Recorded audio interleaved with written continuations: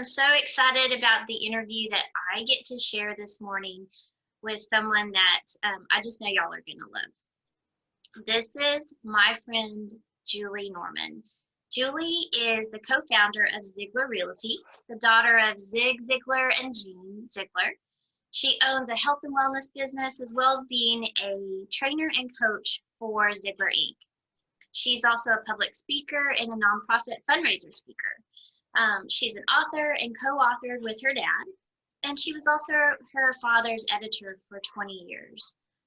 Beyond all of those amazing things, Julie is a mentor, a friend, and just someone that I treasure, and I just know that y'all are going to love her.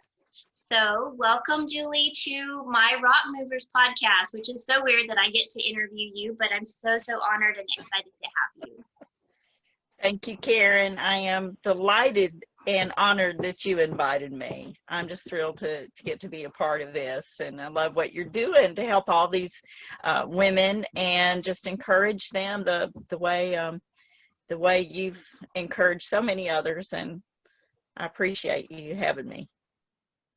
Well, it is my honor for sure, and we may have a little technical difficulties. Julie is now living in the country on the other side of Texas, so not in Alvord where she was before, so we may have a little technical issues, but we don't care. We are just so honored and happy to have you here that we just want to hear your voice and get to see your beautiful face as we get to learn more about you, and I get to share who you are with the world, with my world. So we'll just jump right in. One of the first things that I always ask my guests is, because we're the Rock Movers, we want to know, right, what are you doing to move the rocks in your life out of your bags, and then what are you doing now these days to help others move their rocks? All right.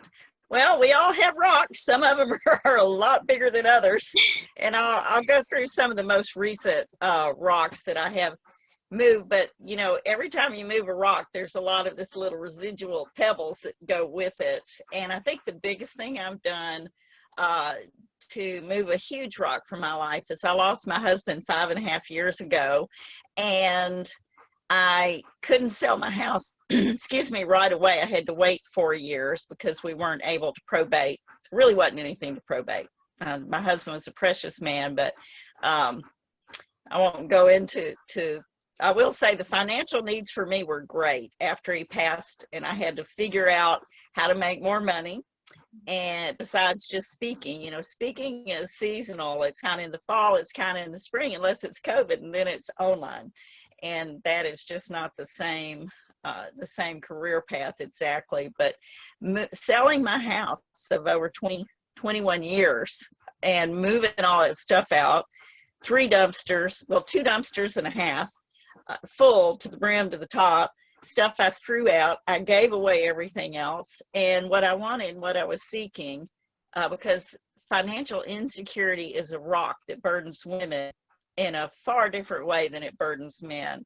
And I knew that I needed to feel peace about finances and not have any concerns about, am I going to be able to make enough money? I've really worked for myself for, I think we started Norman Services Corporation, my husband and I.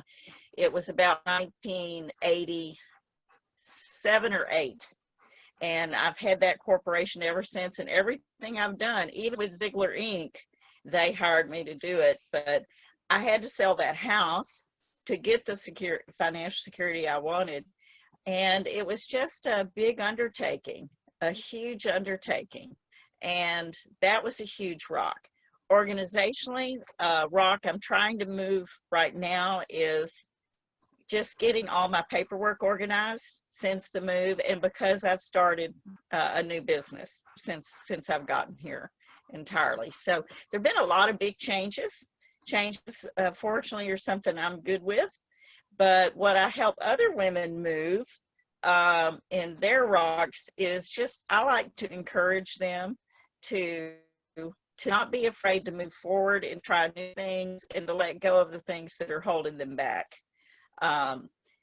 and especially spiritual things. If I see that a woman consistently is making choices that God's real clear in the scripture about, and I know that his scriptures are to protect us and to make our lives whole and better, then I will share. You know, if we can reach this part of your choice making, and if you can be pleasing to God, make pleasing him your top priority in your life, and being obedient. And I'm not talking about it's not that you have to give up stuff that you it's not giving the only stuff you're giving up is the stuff that pulls you down, because he doesn't ask us to give away the things or undo the things that are really good for us. So I just help women see more clearly their best choices. I think that's a better way to say it. Yeah. I think that's a great way to say it, because that's exactly who you've been for me. And you always do it in such a loving way that it never comes across as judgmental or as if you're looking down on anyone. It's always as if you're reaching a hand out to help someone up.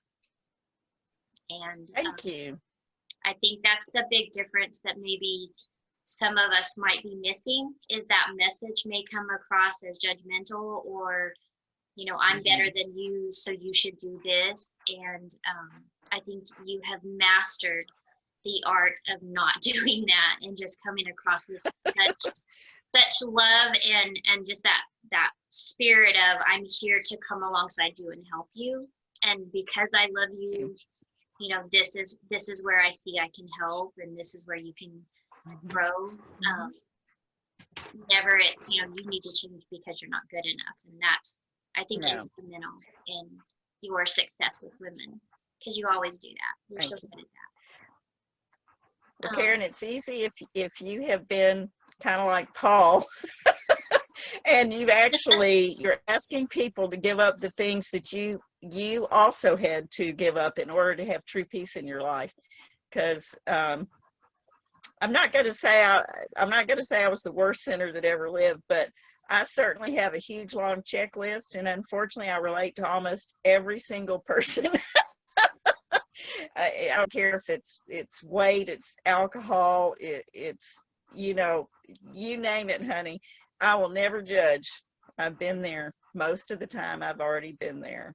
So, and yeah. And I appreciate that so much about you, and maybe those that don't know your story, you know, they haven't heard you speak. They may not know those things about you, or have heard, you know, where you've come from to where you are, and how God has used those parts of your ministry and your story to minister to others and encourage others. Can you share a little bit, just maybe a little bit brief, about, you know, how that story has impacted you and kind of where you were, where you are? Okay. I had a really happy, normal childhood till I was 13, and Dad moved us to Dallas, Texas from Columbia, South Carolina. Regular, just happy in school, involved, student council, all that. Moved to Dallas, did not fit in, got in with the wrong crowd. And just, I had a secret life, because my father was very positive, always a great dad, very encouraging. My mom, I had as good a home life as you can imagine. Just awesome parents. But I was super busy, always, still am. And I worked from the age of 14 because I liked having my own money, and I had to pay for stuff. Mom and Dad didn't just hand us everything. But I had a secret life, and it had to do with I just couldn't say no to boys, and I mean, they were boys. I was a girl, a young girl, if they wanted anything physically from me. And I used to cry and say, oh, you know, God help me say no. I didn't know how. Years later, I learned it was because I'd been molested when I was 9, sworn to secrecy. You know, you never know how that affects you until many, many years later. So that was a big, big part of that. And I became a believer in Christ. When I was 17, I went to Bill Gothard Youth Conflict Seminar, and it was very real. Within a week of just having come to Christ and being, never felt such love in my life, I fell sexually. And I thought, now I knew I'd broken his heart, and before I hadn't. And I felt I didn't know enough about him or faith. My dad wasn't a Christian in those early years, and I just thought Jesus would never have anything to do with me again. So I was lost in that place, you know, and I was re-breaking his heart. But so then it led to an early young marriage, man twice my age, trying to get over the it's wrong to do this before you're married. I'd secretly live with him. If I married him, maybe it would make it okay. Abusive relationship, 3 years later, out with a little girl. And then I got pregnant by a man I barely knew, one night stand type of thing. And I chose abortion because I got involved real early because of my sexual adventures, I'll call them, or misadventures. And I had been taught, you know, this is an option. And because it was legal at that time, I really didn't give it a second thought, and I wouldn't give it much thought at all. I just knew I couldn't embarrass my father, who at that time was the leader of a Sunday school class of over 300, First Baptist, biggest Baptist church in the world. And I just couldn't I just couldn't shame him. And I also already had this little girl I was supporting on my own. And I didn't know how on earth I was going to provide a lot of the reasons you hear women give for that choice. But the moment I made that choice was when my alcoholism started. I started keeping alcohol under the sink. I had no idea the depression that came over me was a result of the abortion, because how do you grieve a baby you've never even allowed yourself to think about? And yet every bit of my natural God-given instincts told me I had a loss, but the world told me I shouldn't feel anything. Year and a half later, got pregnant again, made the same choice, and the abortions just defined me for a number of years, a lot of counseling. And finally I reached a spiritual place where I was able to get the right kind of help, and I was set free from that. And in AA, I've been sober since 1986. Thank you, Lord. That was huge. My husband, I remarried 7 years later. We both drank alcoholically and both got sober, but we were both seeking God. So one requirement for me to remarry was I knew I wanted Jesus fully in my life. I just didn't know how to do it. So I was one of those gradual grow into that relationship. And since then, it has just been a beautiful growth process. And Karen, you know, I met you, all-time favorite church with my all-time favorite pastor. And it was, I think, the closest thing to probably a Jesus time church of anything I'd ever belonged to. And it was when I was there that I got the help on the abortions from. I didn't know that pregnancy resource centers offer post-abortion counseling, Bible studies. And boy, it set me free. I'm so free. And then my parents, I started getting asked to speak about that. And as soon as my dad was for it immediately, my mother had to get over the social whatever. And it just took her a few years. But once she said, you know, I know God wants you to do that, and I'm okay. And my parents opened the door for me to share my experience. And, you know, and it could have been at their expense, but it's really been a blessing to so many, because that is the number one thing women don't talk about. And, you know, men don't either. Right. So that's my history. Divorce, my second husband and I were separated for a year. I love to speak. God put all that back together. It just kind of been there and done that. Been so broke. I had like 8 cents to buy something to eat once when I was married to my first husband, and I bought a seed potato not knowing it was for planting and eating. And I can remember pulling that sweet potato looking thing out of the oven and opening it up, and it was rotten, and just crying. I've been to where there's nothing. I've had cars repossessed out from under me. These are not things you'd think Zig Ziglar's daughter would experience. but because of the choices I made, yeah. But you know what? God uses it all, every bit. He has used every bit of that. And I'm going to try not to cry today. Okay. But this whole thing that you just said is why you have made such a difference in so many lives, including mine, because we all have our own stories and our own battles and our own wounds. But when someone like me can see someone like you has gone through this, and to see you living God's grace and God's mercy and extending that back to us. Okay, I lied. I'm going to cry. It just changes everything. It gives hope, and it gives just this feeling of, possibility. And I don't know why I put makeup on today. I should have known better. But anyway, it's just another reason I love you, because you are so real and you are so genuine. And, God bless your mom and dad for giving you that opportunity to share, because it just reinforced exactly who they were, and the realness of your entire family, because it wasn't, your dad didn't serve to serve himself. He served others, and that's who your whole family is. Thank you. So I'm going to move on. I'm not going to cry no more. Okay. So y'all, this is why I love Julie. Obviously, we had this amazing relationship that has been so, so precious. Even when years have gone by that we haven't talked, we can talk again and just pick right back up. And those are the relationships that are just more precious than any amount of silver or gold. And you just inspire me so much, and always have, since you came into my life and carried me through some of my tough times. And you gave me some wonderful advice, and I wanted to see if you would share that with our rock movers about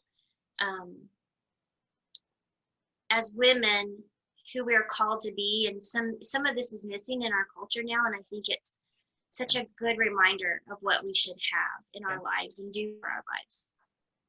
Yeah. Would you share that? And yes, I will. I was told many years ago that it's very important to have friendships with women who are at least 10 years older and with women who are 10 years younger. And the reason is you need the wisdom of the women who are older, and you need to be able to feed into and support and encourage the women who are younger. And they will, I didn't tell you this, they will also help keep you younger. As long as you have a wide variety of friends. My best riding buddy friend will be 80 in February, and I'm 65. So that's 15 years. And of course, anytime we have a common interest of things we can do together, age becomes zero important, and y'all all know that. But to have mentors, people who you respect, who have a faith, whether if you're in business, you want to take your instruction from someone who is successful, respected, and well loved. If you are working on your personal life, the wisdom that women have who really know their scripture and who try to be, they live to be willing, available, and obedient to God, those are the people that you want kind of sowing God's love and wisdom into your life. But you have to make the older and the younger friends. I mean, friends our age are great. Those are the kind of the people we go play with, but we're probably about at the same scale of wisdom and knowledge. And plus, when you have younger friends, when you can't figure out your computer, you can call them. I'm just saying. That's an extra. I mean, as things change, it is going to be more maybe up on the changes. That's a good point. Yeah. Well, tell me, if you will, a favorite memory that you have with your mom and dad, or your family as a family, or with your parents. Yes, I think there's so many, it's so hard to pick. But I believe that our family vacations to Myrtle Beach, South Carolina, and we didn't stop after we moved to Texas. We kept going back there, and we'd get a house on the beach. And just those times when nobody had anything that they had to do. And Dad made it, if he did any work on his books or anything, he would go do it in his room after everybody was settled, do it getting ready for bed or whatever. He just made sure he was super present during those vacations. That was always a special thing. And of course, every Thanksgiving or Christmas we spent together was super, super sweet. But the most precious time for me with just Mom and Dad happened for years. All those years I was Dad's editor, I didn't get to see him much because he was a very prolific writer. And I remember one year, in order to make our deadline, I got to finish cooking Thanksgiving meal and eat it, and then I had to disappear back into my office because I wasn't going to make the deadline. I did that too many times. Well, when Daddy had his fall downstairs and needed my help on stage, then I started going with him. For years, Daddy would say, he called me Little One. He'd say, Little One, when are you going to come spend some time with your sorry old daddy? That's what my middle sister called him. and I always called him Gita Daddy. I don't know why, but I'd say, Gita Daddy, when are you going to quit signing contracts for 3 books in 1 year? I work around the clock, and if you didn't have me so busy working, Daddy, I could come over there. And when his short-term memory left, he couldn't write those books alone, so they were on me. Fortunately, I knew his voice. He always compiled folders of information for each book he was going to write, maybe for 4, 5, 6 years. So I would get the folder on the next book, and then I would compile it, and then he could read a page and approve it, but he couldn't see how it went together. But by then he trusted me. But that's when I started traveling with him, and when Mom started traveling with him. And for 4 years, every week, we go on at least 1 or 2 trips for him to speak. And I got to spend days and days and days with my Mom and Dad. And that, for me, was priceless. After all those years of not really getting to be with him, we talked several times every day. The relationship was there, saw him on Sundays, but, it just wasn't the same as it had been before. Yeah. You mentioned the holidays with your family, and one of my precious memories with you and your dad was when you invited us to Thanksgiving, when we had just moved to Decatur and we're going to church with y'all, or you were, I think, Jimmy's youth pastor back then. Yeah. My son's youth pastor, and we got to come to your house for Thanksgiving, and I don't know if it was intentional or if I just got lucky and got to sit next to your daddy. But he was just the sweetest, funniest man, and it was surreal to sit at a Thanksgiving table with your family, with Zig and your mom Jean, and just to see the banter, the witty banter back and forth, and the love and the harassment out of love, and for him to be sweet but tease and pick on me too, and just his little humorous jabs were just so precious. And I just felt like at that moment he had a gift of making you feel like you were the only one he was talking to, and that you were so important to him. And I never forgot that he, for that moment in time, I got to have,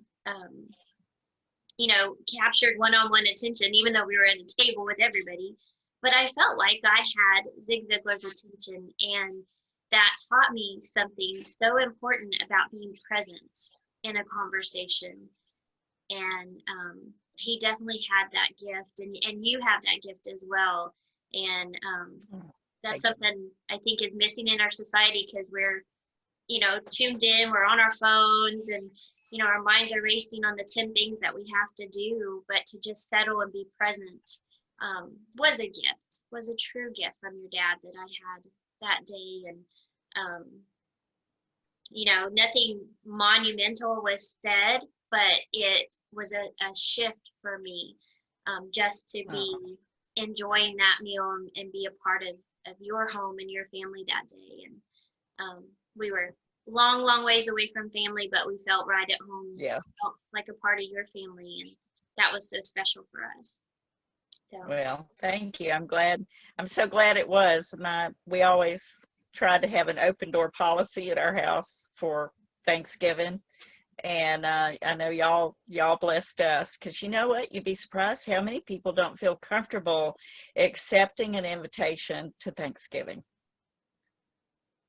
Yeah. Because they don't want to intrude on your family, you know? So I was grateful y'all came. Wow, it was a blessing, and then I got to learn how good you were as a cook. So when you took care of us and brought us food during when Josiah was in the hospital, Yeah. I was quite looking forward to that. I'm glad. I enjoyed it. It was fun. It was fun. So another question. Let's see. I have so many. I'm not sure what to ask you. Oh, I know. If you could talk to your younger self, what would you tell her? I would tell her, I think I would tell her not to be so hard on herself and to ask for help. Yeah. Yeah. Isn't that something we wish we all could do? Because we're all just, even today, probably we're our own worst enemies at times, or worst critics even. Yeah, that's a good. So young ladies that are listening to this, don't be so hard on yourself. Give yourself some grace. And ask for help. And ask for help. And take help. Don't be proud. Yeah. Right. When people offer, then right. you take it. Because that's probably one of my worst attributes, is I don't ask for help, and when somebody offers, I'm like, no, I'm fine. And then I'm mad that I didn't accept their help because I really could use it. And that's why having an older friend is really important, because for some reason older women have already learned to hold other people's private stuff better, and you can trust them that because most of the stuff we need help with is stuff we don't want to admit we have a problem with. And you need to have somebody in your life who you know is a great confidant, and who can help you through and lead you to the right places. And you got to ask for help, though. I could have had help years ago if I had been willing to talk to more people about what was really going on. Yeah, gosh, that's such a good point. Yeah. Such a good point. So you've accomplished so many things over your life and had so many amazing experiences. What do you feel like is your best achievement, or your most proudest accomplishment? I'm having trouble getting things out this morning, but what are you most proud of, other than your kids? I am most proud of the fact that I got to a place where I forgave me. I came to appreciate me as a person. And the moment I was set free, because the abortions were really the last major shame. I don't deserve life. I don't deserve anything. Once I understood the totality of God's love for me and his total forgiveness, once I was set free from that, what I'm proudest of is that I really God has enabled me to not step back into that place where I couldn't love me anywhere close to, well, I probably never will, the way he did, but to understand that I am so totally loved that, that I'm not going to lose the relationship I have with Christ. But because I'm totally free, I no longer worry about what other people think about me. I try and be respectful of other people and their needs and desires. I'm going to tell you, I went and changed tops when I saw how beautiful Karen looked this morning. not because I didn't want her to outshine me, but because I wanted to be a compliment to what she was already presenting, which is very professional. And y'all, I've just worked at home too long, and COVID really made me casual. But I think what I'm proudest of is that I was finally able to accept me for who God made me to be. And also what I did, Karen, is when our pastor challenged us to be available to God, to be willing to do what he put in front of us, and to be obedient to do it. When he did that, and I started living my life that way, everything changed, because I'm not, every opportunity that comes before me, I say, is what God has put in front of me, and I'm to go and do this, or am I to go and do this? Because there are people in our world who would have us do everything for them and do nothing themselves, but God puts it in front of you. If you move forward and it's what he has for you, it's going to work out. And if you move forward in the same way, when the disciples were going and telling about Jesus, sometimes they would say, well, it seemed right to move on. I've heard preachers and other people say, don't do anything till you've heard a word from God. But the disciples didn't do that. They would go to the next city knowing that if it wasn't where God wanted them, they would be redirected once they got there. But the thing was, they kept moving.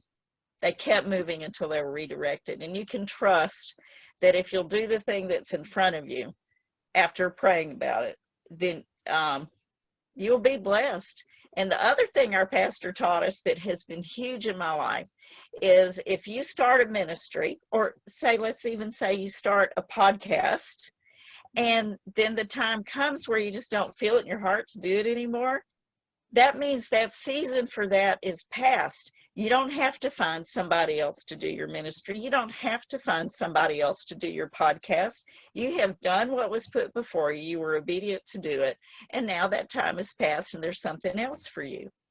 Things don't have to go on forever just because you started them, business-wise or ministry-wise. Yeah, that we have seasons. Yes, we have very distinct seasons. Yeah, that was something that stuck with me as well from Pastor Jean, and just to walk in fullness in that season and fully embrace that season. But don't be afraid to let a season go. Don't be too proud to let a season go. Right. You said it well.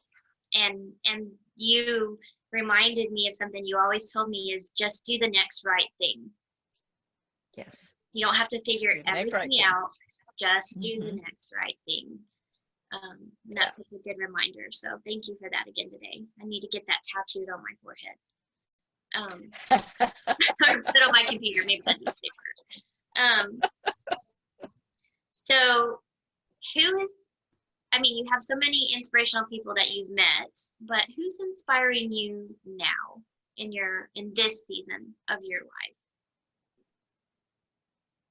I mean, you're Zig Ziglar's daughter. Yeah. You could name drop nobody else, but you're in the new season. Well, I am in a new season, and the people who inspire me, there's a group of 12 of us who meet one Sunday a month, and they're all speakers. Most of them have been past president of the National Speakers Association. And I still can't believe I'm even a part of this prayer Bible group, but it's a time where we come together, and each person takes a month, and that month they pick the topic. And this month, well, next Sunday morning, we're going to discuss a book that the person who's in charge sent us called Stay Salt, and it's about evangelism and sharing the word of Christ. And the name of our group is a Salt and Light Group.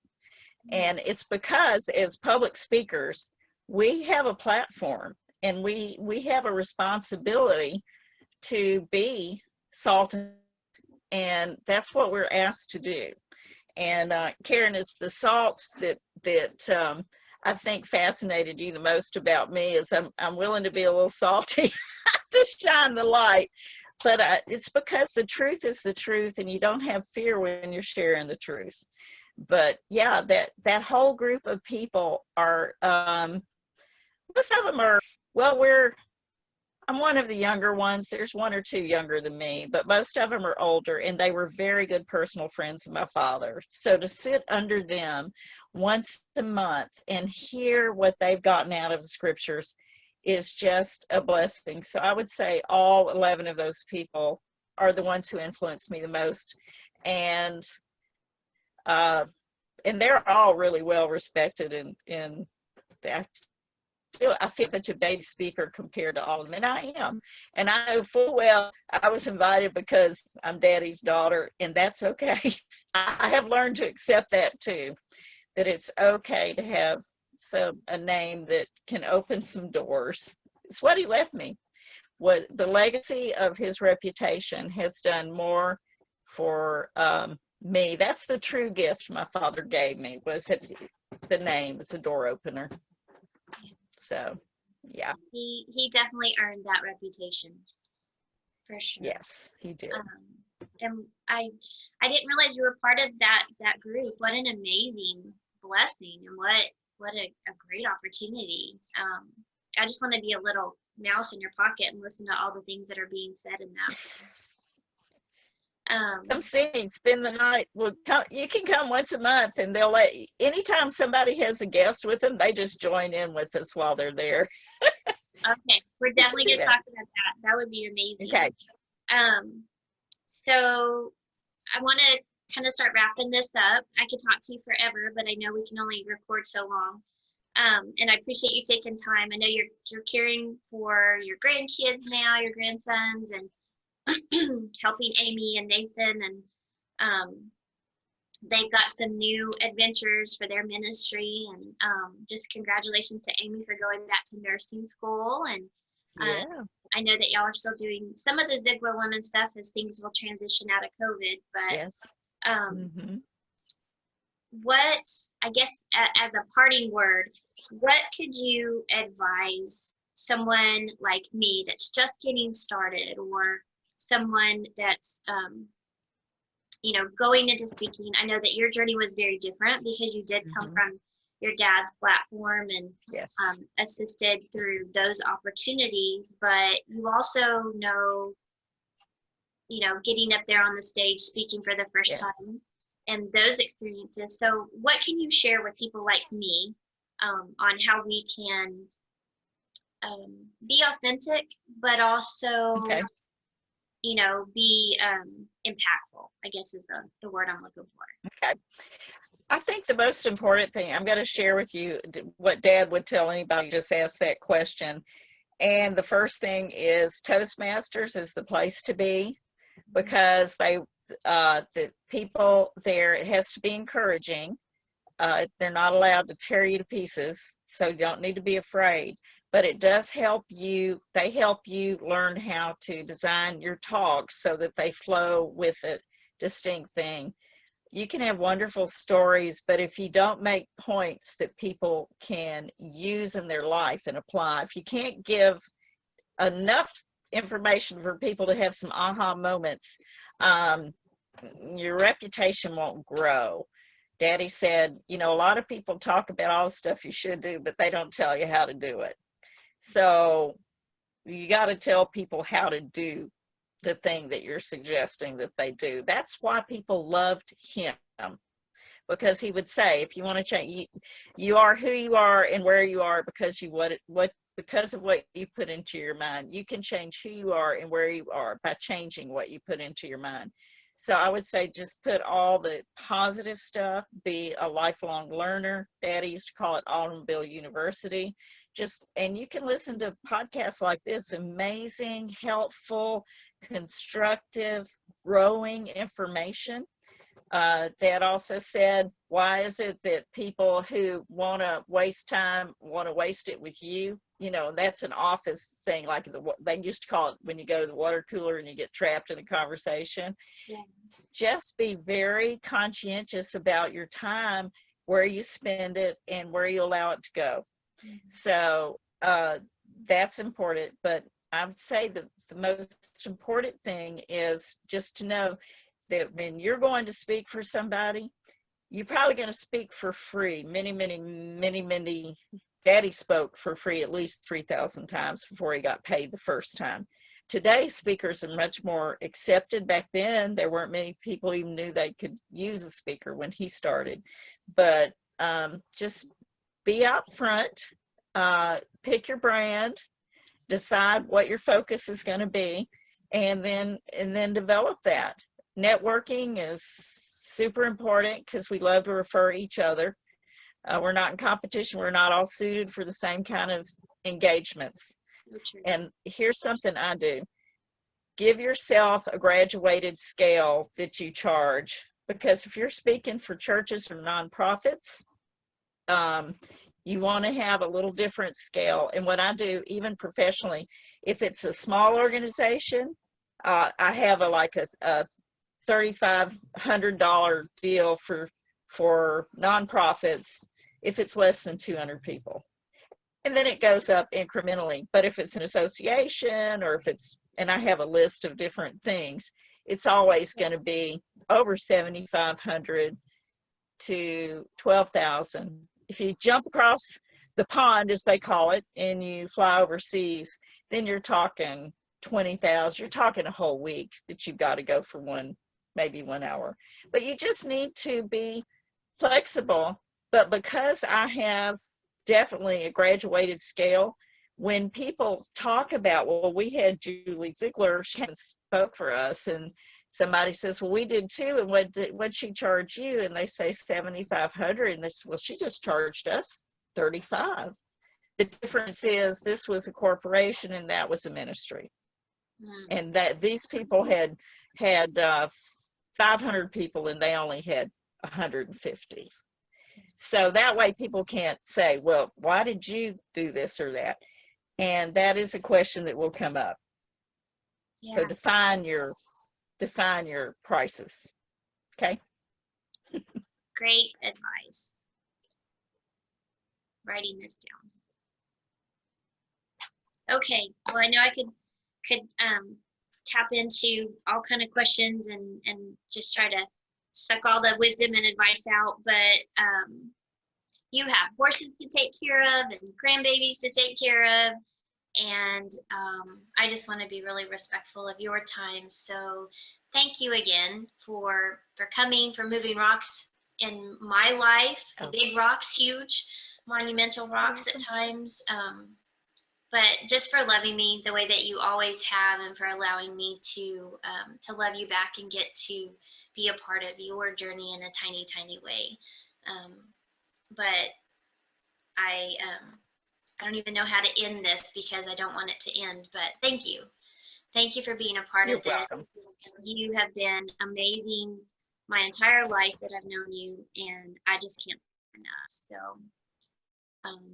this is gonna go on Friday this week. Okay. And I post it on Facebook, and I call it Fan Friday.